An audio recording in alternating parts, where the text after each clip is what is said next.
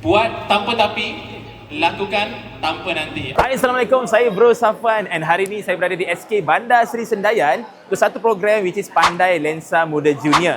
Saya bersama dengan hampir 400 pelajar dan juga cikgu di sekitar Negeri Sembilan. So, jom kita tengok apa yang diorang tengah buat. Let's go!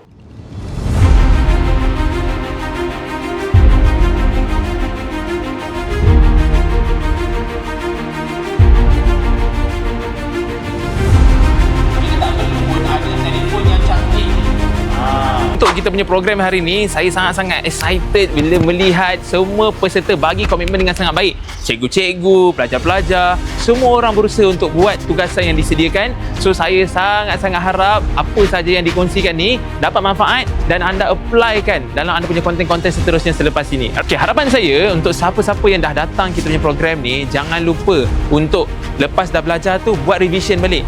Study balik dengan kawan-kawan, ingatkan sesama each other, lepas tu terus apply. Jangan tunggu, jangan delay. Okay? Terus je buat. Dan yang paling penting sekali, jangan mengharapkan result secepat yang mungkin. Contohnya lepas dah apply ni, kalau boleh nak ada result terus. Sebenarnya proses nak dapat hasil ni dia makan masa. So be patient. Yang paling penting sekali, don't give up. Alright? Ingat apa yang saya kata hujung-hujung tadi. Buat tanpa tapi, lakukan tanpa nanti. Yeah!